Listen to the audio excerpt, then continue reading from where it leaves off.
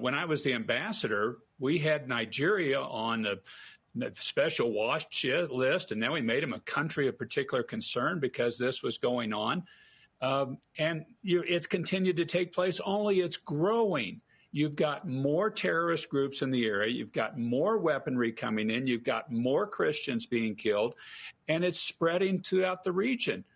You could have a caliphate, an Islamic radical caliphate, throughout the middle of Africa that would have 500 million people if you don't get on top of this. And yet, like you say, nobody even knows it's going on. Freedom of the Biafran finally come to fruition. Listen, Trump has been doing enough. American lawmakers, American congressmen at Capitol, they are doing enough. Look at that American chief of staff. I don't know what to understand. She has been doing enough. Even the senators, the lawmakers in America, yes, Cruz, they have been doing enough. And let me tell you, time shall come when, if they refuse Namdi Kanu freedom, we are going to do it money for money, blood for blood, blood for blood, and we are coming here to release Namdi Kanu. There are many Igbo American war veterans. They are in the United States of America. They are warning them. I'm telling you that these warnings, this current trending is not a new issue to Asorok. As I'm talking to you now, Asorok has been receiving phone calls 24 hours, ringing, answering. Bayon Onoga could not talk again because they have actually shut up his mouth. And he's talking, but he's talking trash. What he's saying has no meaning to Nigerians because everybody in Nigeria is hungry. The economy is bad. They don't run the economy well. People that are managing Nigeria are loopers. They have been ripping Nigerians. That's why Omol Lechoure is now like a fish bone on their necks. I'm saying it exactly how it is. Tinubu did not win election. Bayon Onuga is not supposed to be a spokesperson of or for any government in Africa because he doesn't control what comes out from his mouth. Bayon Onuga is just there to condemn, and to incite war against Igbo nation, against Obi, against obedient movement. What is there to fight for is to fight for the most corrupt party, political party in Africa, APC. Bayon Onuga is tired of cruelty. In fact, he is pregnancy with animosity, hostilities, and the cruelties. And he's going to give birth very soon. Genocide, Christian genocide is going on across Nigeria, and you can see most of the clergies, Christian clerics, pastors, reverend fathers, debunking and renouncing it, turning their back on such claim that United States of America is not saying the right thing. But as of me, as far as I'm concerned, there is much Christian genocide going on across Nigeria. Look at the current attack in Kaduna State. A pastor was killed. The rest of the members of the church were kidnapped, abducted into the bush. So who is telling me that no Christian genocide? Is it because of what Fanny Kayode and Reno Mokri is saying? They are saying that with America through the Office of Global Access, they are watching Nigeria. Nigeria is on the watch list of the United States, and everything about insecurity that is happening to largely Christians in Nigeria, America is following up. So what I believe is that White House and Washington, they are doing the right thing. Trump is doing the right thing. There is genocide going on around Nigeria, and America has put Nigeria on the watch list. A particular concern, as they said, special concern by United States of America in that regard. USA under Trump is right. Christians are dying.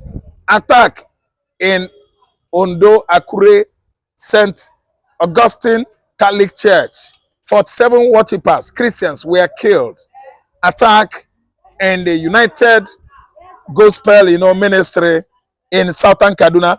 A pastor was killed. So I don't know what anybody is saying by lamenting there is no Christian genocide going on. My own lamentation is that pastors, clergies, fellow Christians, seminarians have been gone down various, times over time. And you see, on a global framework, Nigeria has been regarded as a terrorist country. There's no how I'm gonna debunk it because I'm trying to say I'm proud of Nigeria. I'm not proud of Nigeria. Nigeria is a place of immorality, a place of wickedness, a place of cruelty, a place of animosity, a country that turned its back on her citizens. Look at what we are calling human capital, human investment. It is not in Nigeria. Nigerian human beings, that is citizens, are suffering, dying of hunger, and they want me to be proud. America should leave Nigeria to play. America should not leave Nigeria. If America leave Nigeria like that, the whole politicians, they will kill every Nigerian, eat our meat. Those people called Nigerian politicians, if they see opportunity to slaughter all Nigerians and eat their meat, they will do it. Look at Akpabio in the house, like a hippopotamus. Is that one defending Nigerians? Is he defending Christians? He's telling you that Christians are not killed. No genocide, Christian genocide going on. Accusing another people entirely of Christian genocide instead of Boko Haram, Mahmuda, Al-Shabaab, ISIS, ISWAP, Fulani herdsmen. He is accusing the wrong persons. So, I'm not proud of this country. America is saying the right thing. When we could not actually brush off our teeth, allow Americans to come and brush it for us because they know how to do it the best. Nigeria is going down. Nothing is working well in this part of the world. Well, I think Trump have finally come out to order the U.S. Congress to investigate, this killing going on in the southeast, in the south and the middle belt. Do you think that with this investigation, do you think that Aso Rock will not be in complete panic? Aso Rock will be in complete panic. Why? Because they are not doing the needful. Aso Rock over the years, has been inhabited by monsters called Kappa, Lagos boys all around Tinubu. All they know is making their money, amassing wealth, building houses all over South Africa, all over the country, investing their money in the Western Europe. They don't care about how Nigerians feel. Look at the cost of fuel. Look at the cost of crude oil. Fuel, petroleum product is now on high price. It's going to be above 1,000 naira very soon. And they are telling me that there is Aso Rock. Who are the people at the Aso Rock? The people at the Aso Rock are the Lagos boys all around Tinubu. I might name them. Bayo Ononoga number 2 is Bajabia Mila, 3, Dela Alake, and many of them. And they look at the lawmakers whereby Devils, Whale, Akpabio is just senating for nothing, making law and violate laws, making law, snatching somebody's wife from him. And that upper chambers of the legislative has not done anything about it. So nobody cares. What I know is that Aso Rock has failed. The whole countries are in shambles and the economy has spoiled. And Nigerians are feeling very, very bad about it. So nobody is feeling well because the economy of the country is in shambles. So you can see nothing is working at all. Like I hinted on, petroleum product price is going to go beyond 1,000 naira very soon. And there's nothing Nigerians are going to do. Because these people, they use the gun. They hold us on gunpoint. Look at tax reform. Tax reform, Nigerians are paying with their blood. A situation whereby my brother was controlling 3 shops at Ichaga. Out of that 3 shops, he's paying each shop 30,000. Not rent. Not rent. No, for tax. To Lagos state government and the federal government of Nigeria.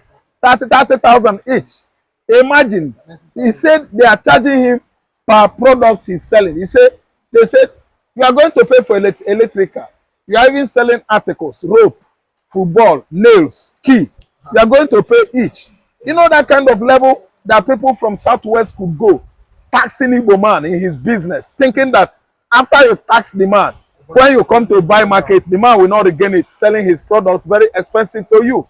So the Igbo man is paying 90,000, 3 chops. Imagine, not rent, tax, not light, not water, tax. Imagine the level that the government has gone to obtain, to do 419, to dupe Nigerians. They are duping us. We are at the edge of giving to government. We are not receiving from government. Government is not giving us anything. We are not receiving from government. We are the one giving.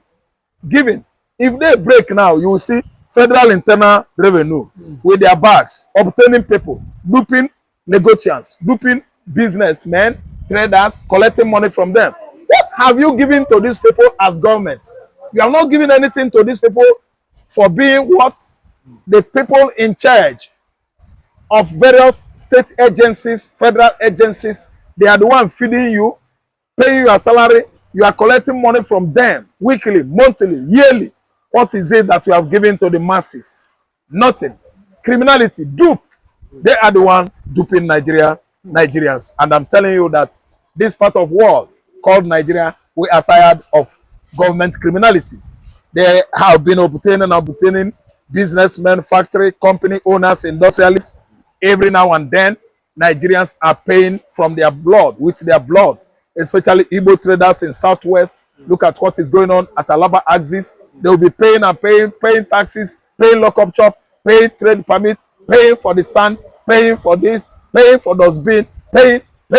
It's all about paying in the Southwest. I don't know the kind of tax reform we find ourselves in. Federal will come, state will come, and they keep on what? Siphoning Igbo traders. Igbo traders are much concerned. That's why I'm much concerned about, because they have lost much money. If that wasn't enough, what about demolition of their various businesses, establishments all over Lagos?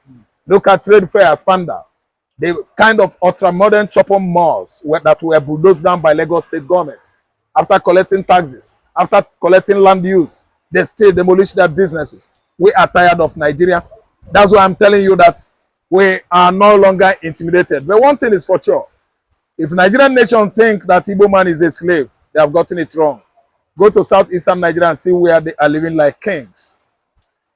Poverty rate is lowest in the southeastern Nigeria. That is the stuff the Igbo men are made of.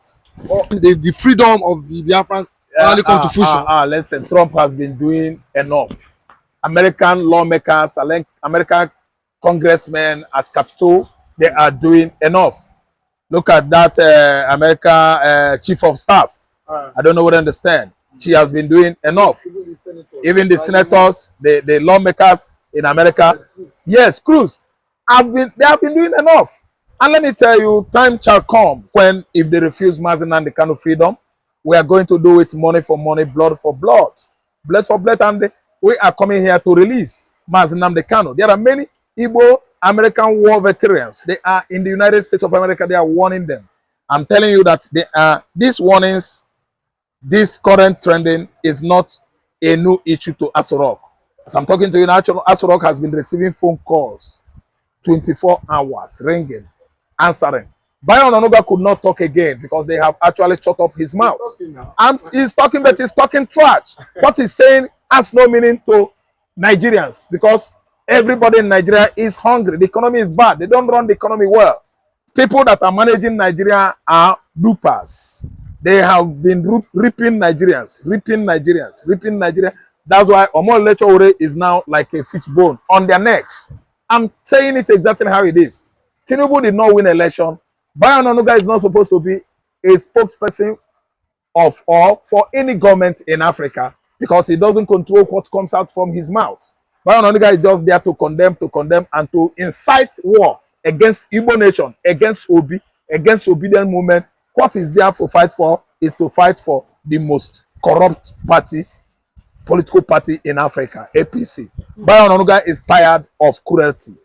In fact, he is pregnancy with animosity, hostilities, and cruelties, and is going to give birth very soon. The purpose of this event is to try to make sure that the Congress of the United States, the administration of this country, our friends and allies around the world, and not least, of course, people of goodwill in this country and elsewhere, are on notice that Nigeria is at risk of disastrous collapse, that the forces that we've just been talking about are in the process of taking down a country that is the most populous in Africa, with horrific implications, not just for the immediate vicinity, the Lake Chad region as it's known, but for that continent and almost certainly others beyond. Congressman Wolf mentioned Bona, talking about a catastrophe that would make what has happened to Europe in the past few years, as a relatively small number of people migrated there with unbelievably chaotic consequences, look like a day at the beach by comparison. We're on notice. And the question is, do we have to wait until this horror is upon us before something is done about it? Or do we take steps now to try to prevent that? And I don't think any of us is saying that this is a panacea, but the appointment of the appropriate individual with the requisite authority. I just want to underscore what Congressman Wolf said about having the President of the United States essentially personally empowering Senator Danforth to lead the effort on behalf of our country to alleviate that situation. That has to be done again, and it has to be an empowering of a person with the stature and the capabilities needed to do two really vital things.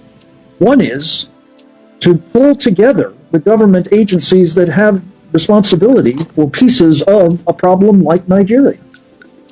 The Defense Department, as well as, of course, the State Department, USAID, the UN mission of the United States, the National Security Council, and others, to come together with a common, appropriate, and much needed policy approach. And then secondly, at least as importantly, to be able authoritatively to represent what that approach is to the government of Nigeria.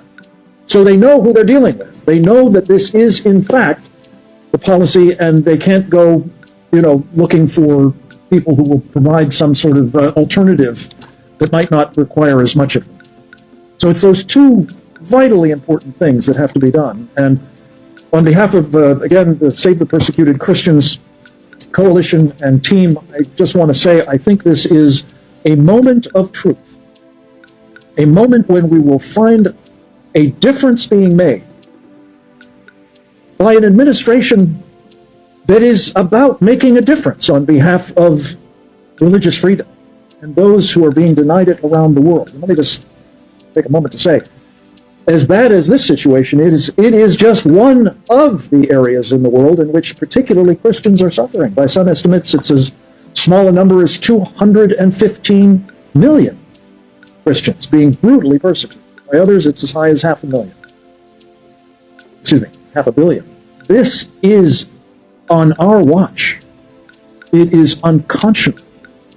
It must be challenged, contested, and if possible, stopped. And that's what this coalition is about. And I pray that we will be able, with the help of people like Congressman Estes and Congressman Wolf and the Archbishop and our coalition and countless others, to see this problem sorted by the appointment at the earliest possible moment, preferably by the end of this year, because these elections are approaching, of an individual with the requisite authority of the President of the United States and the assignment of making both the U.S. government policy coherent and clear and effective and communicating that, again, authoritatively to the government of Nigeria, who in the end is ultimately responsible for preventing this catastrophe. Yeah, indeed, Nigerian government is responsible ultimately for preventing this catastrophe. That was the word he ended with. But truly, can Nigerian government actually prevent this catastrophe? These people that pretend as if they don't care for the people, it seems nobody cares for the citizens of Nigeria. Do you even think that this country can hold for a very long time? Because there is nowhere that anybody is happy. There are a lot of agitation in all the parts of the country, the eastern parts, the southern part, the northern part of the country. Even the recent reform that President Tinubu is trying to do, the northerners, they are agitating because they seems not to like it because it doesn't favor them, right? Because this is a region that don't bring anything, they don't produce anything, but they share more. So the sharing formula is what Tinubu is changing. That is the major thing that is making them to agitate. And every one of them now just a para because they don't like it. So guys, what do you think about this whole story? Drop it right there in the comment section. And don't forget to subscribe to this channel and share this video. God bless you. See you next time.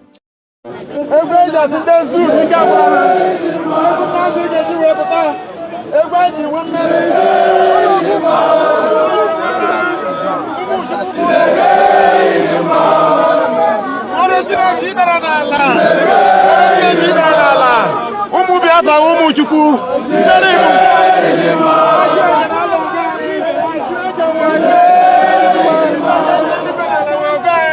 Chukwu ka anyị ji enwe mmeri, ike anyị ji aga, onye na-alụso Biafra ọgụ na-alụso Biafra ọgụ, ọ bụ Chineke ka anyị lụrụ anyị ọgụ. Anyị na-eburu ibe ya n'ala, agịgị n'elu, agịgị n'elu.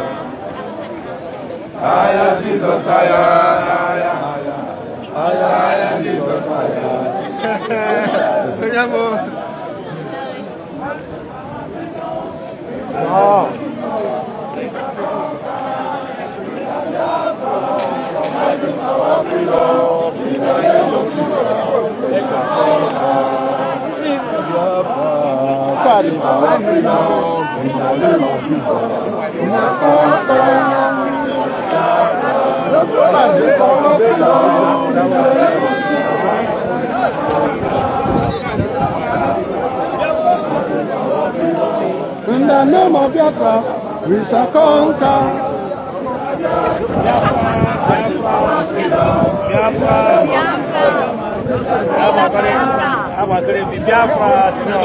Biafra all the way.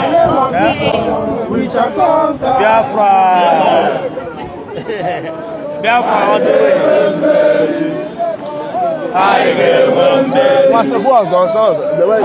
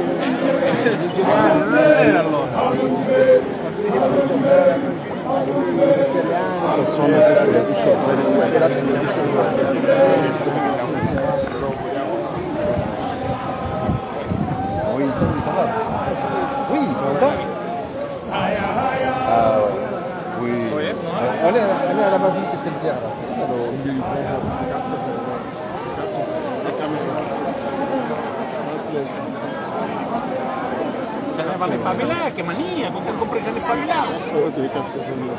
Bueno, no te lo digo de verdad. Yo he tomado una decisión, que es no salir.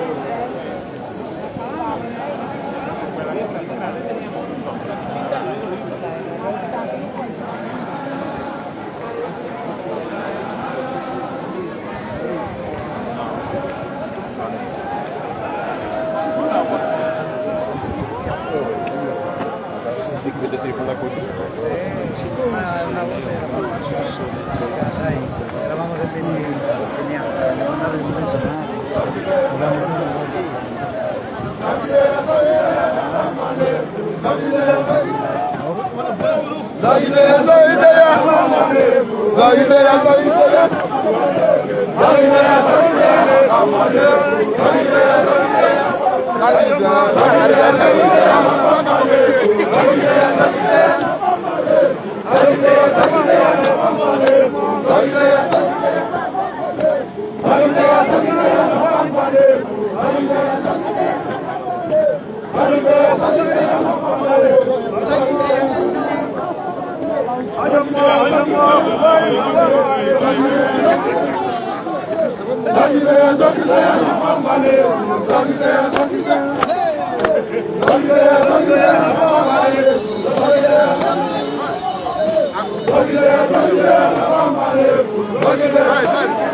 will destroy the zoo with the peace.